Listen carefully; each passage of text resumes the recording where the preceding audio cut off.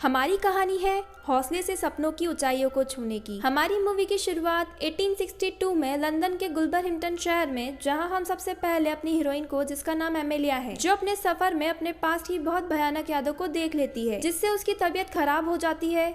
यह देखकर एमेलिया की बहन उसे अपने इस एयर बलून के सफर को रोकने के लिए कहती है, क्योंकि वह हादसे के 2 साल बाद अपने घर से निकली है। पर एमेलिया उसकी बात नहीं मानती है और कहती है जल्द ही सब ठीक होगा। और फिर हमें वह लोकेशन दिखाई जाती है जहां उस उड़ान को देखने के लिए बहुत सारे लोग आए हैं। वहीं हमें जेम्स ग्लेशियर नाम के साइंटिस्ट को दिखाया जाता है, जो इस उड़ान को अपने पार्टनर के साथ भरना चाहता है और 23,000 फीट के वर्ल्ड रिकॉर्ड को तोड़ने के लिए बिल्कुल तैयार है। वहीं उसका साइंटिस्ट दोस्त उसे खराब मौसम के बारे में बताता है, लेकिन जेम्स उसकी परवाह नहीं करता और कहता है कि मैंने सब कुछ समझ लिया है, कुछ भी गलत नहीं होगा। तभी उस बलून के मालिक वहां आते हैं और उनसे कहते हैं कि अगर उड़ान नहीं भरी तो भारी नुकसान होगा और लोगों की हिम्मत भी टूट जाएगी। तभी जेम्स उन्हें कहता है कि हम आज उड़ान जरूर भरेंगे। तभी हमें जोर से एक शोर सुनाई देता है,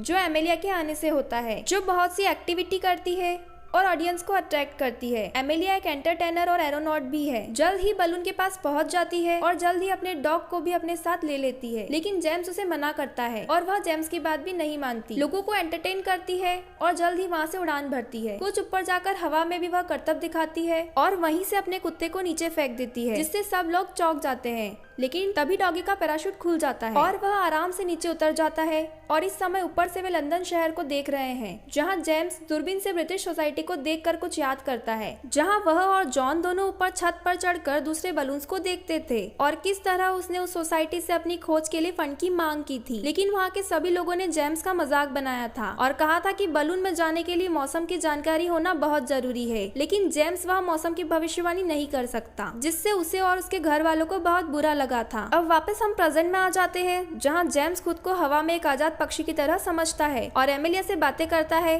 और फिर वह अपने पास रखे कबूतर की मदद से नीचे रीडिंग भेजता है और गर्म कपड़े पहनकर वे काले घने बादलों तक पहुंच जाते हैं, जहां एमेलिया को जॉन की बातें याद आती है कि काले बादलों में मौसम की दिक्कत आ सकती है। पर जेम्स कहता है कि मेरी भविष्यवाणी के हिसाब से कोई भी तूफान नहीं आएगा, तुम टेंशन मत लो। तभी उन्हें बादलों की तेज गड़गड़ाहट सुनाई देती है, जिससे सुनकर वे चौकन्ना हो जाते हैं। मौसम जेम्स की भविष्यवाणी को गलत साबित कर देता है। उनके आसपास तेज हवाएं चलने लगती है, बिजलियां कड़कने लगती है, जिससे बलून तेजी से हिलने लगता है, जिसकी वजह से जेम्स नीचे बास्केट में गिर जाता है और चोट लगने की वजह से बेहोश हो जाता है। तभी एमेलिया भी बास्केट के बाहर एक रस्सी के सहारे लटक रही होती है। जल्दी ही जेम्स को होश आ जाता है और वह एमेलिया को ऊपर बास्केट में खींच लेता है। तब उन्हें ध्यान आता है कि इस तूफान से बचने के लिए उन्हें ऊपर जाना होगा, इसलिए वे अपने बास्केट में रखी सैंड को नीचे फेंकने लगते हैं और फिर वे उन काले बादलों के ऊपर आ जाते हैं, जहाँ का मौसम बिल्कुल शांत है।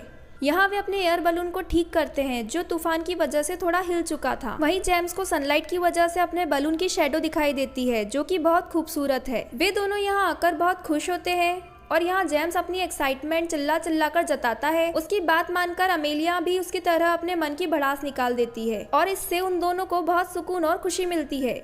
तभी अमेलिया को अपना पास्ट याद आता है, जिसमें हमें अमेलिया को अपने पति की मौत की वजह से उदास बैठी हुई दिखाया जाता है, जहां उसे उदास देखकर उसकी बहन उसे एक पार्टी में लेकर जाती है, जहां अमेलिया को पार्टी बिल्कुल भी अच्छी नहीं लगती थी। यहीं अमेलिया और जेम्स की मुलाकात होती है, जहां जेम्स अपने प्लान के बारे में उसे बताता है और कहता है कि मैं फिर से उड़ान भरने वाला हूँ, मौसम की भविष्यवाणी भी अच्छी करता हूँ और मेरा प्लान पूरा करने के लिए मुझे तुम्हारी मदद चाहिए। पर किसी तरह अमेलिया जेम्स के साथ काम करने के लिए राजी हो जाती है। लेकिन जब यह बात उसकी बहन एंटोनिया को पता चलती है तो वह उड़ान भरने के लिए मना कर देती है। लेकिन एमेलिया उसकी तैयारी में जेम्स का हाथ बटाने लग जाती है। धीरे धीरे हमारी कहानी प्रेजेंट में आती है, जहां एमेलिया अपने अटैक से ठीक होने लगती है। तभी जेम्स उससे उसके पति की मौत के बारे में पूछता है, लेकिन इस समय वह उससे कुछ भी नहीं कहती। और तभी उनके आसपास बहुत सारी खूबसूरत सी तितलियां आ जाती है, जिन्हें देखकर उन्हें बहुत अच्छा लगता है। लेकिन वे सोच में पड़ जाते हैं कि क्या आसमान में इतने ऊपर भी तितलियां होती है, ऐसा मैंने कभी नहीं सोचा था। तभी जेम्स को जॉन की बात याद आती है, जिसमें उसने कहा था कि इतनी ऊपर भी तितलियां उड़ सकती है। तभी एमेलिया उसे अपने पति के बारे में बताती है और कहती है, मेरे पति का सपना था इस दुनिया की खूबसूरती को ढूंढना, जिसके लिए वे बादलों में आया करते थे,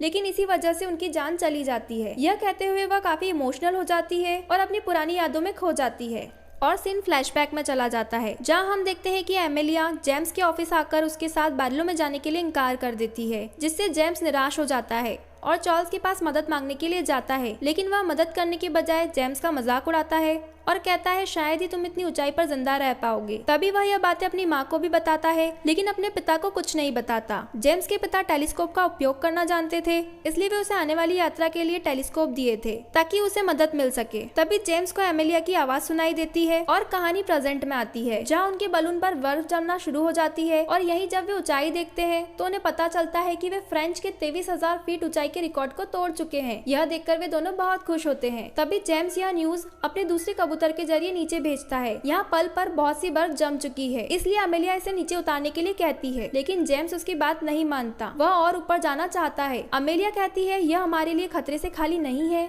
हमारी जान भी जा सकती है। लेकिन जेम्स और ऊपर जाने की जिद करता है। तब वह एक शर्त पर मान जाती है कि एलिमिया डिसाइड करेगी कि उसे कब तक ऊपर जाना है, और वहाँ से एक सैंडबैग नीचे फेंक देती है। तभी हम फ्लैशबैक में पहुंच जाते हैं, जहाँ जेम्स का दोस्त जॉन एमेलिया को इस उड़ान से मना करने के बाद उसे मनाने गया था। जहाँ जॉन ने उसे एक बुक दी जिसमें जेम्स ने बर्फ के बारे में भविष्यवाणी के बारे में कहा। एमेलिया रात को देखती है कि बर्फबारी हुई, जिससे उसे जेम्स की भविष्यवाणी पर भरोसा हो जाता है और उसके पति तथा जेम्स के सपने एक जैसे होने के कारण वह मान जाती है। तभी हम प्रेजेंट में पहुंच जाते हैं, जहां एमेलिया बलून पर जमी बर्फ को देखती है, जिसे देखने के बाद वह पैरामीटर को देखती है। तब वे 26,000 फीट की ऊंचाई पर पहुंच चुके होते हैं, जहाँ हवा की नमी बिल्कुल कम थी, जिसकी वजह से उनके ऊपर बर्फ जमना शुरू हो जाती है। जेम्स यहाँ से भी एक कबूतर भेजता है, लेकिन बर्फ की वजह से वह मारा जाता है। लेकिन जेम्स अभी भी और ऊपर जाना चाहता है। एमेलिया मना करती है, रोकने की कोशिश करती है। ऑक्सीजन की कमी की वजह से जेम्स की नाक से खून बहना शुरू हो जाता है, लेकिन फिर भी वह ऊपर जाना चाहता है।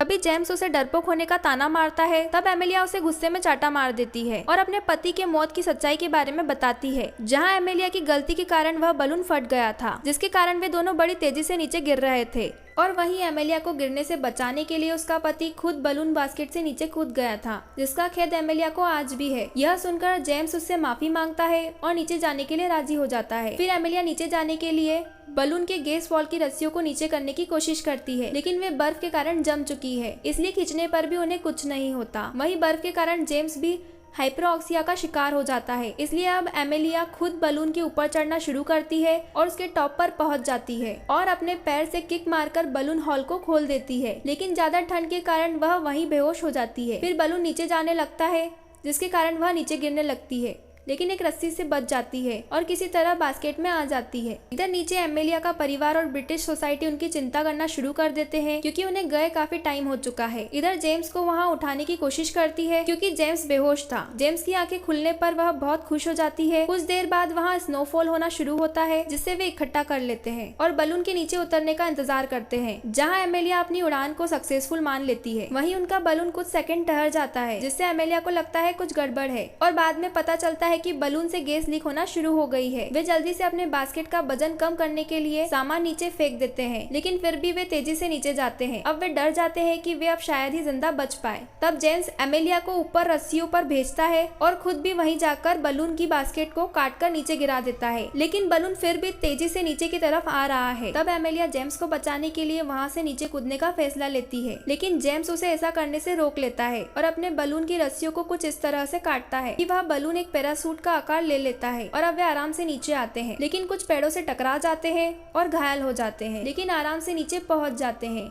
और अपने कारनामों को सच कर दिखाते हैं, जहां उनकी सफलता को बहुत सम्मान मिलता है और मजाक उड़ाने वाले लोगों को भी इनके लिए तालियां बजाते हुए देखते हैं। और अब वे अपनी नई उम्मीद और हौसला लेकर दोनों एक और नया बलून बनाते हैं और अपनी आशाओं के दामन को थाम कर आगे बढ़ते हैं। और यही हमारी मूवी का दी एंड हो जाता है।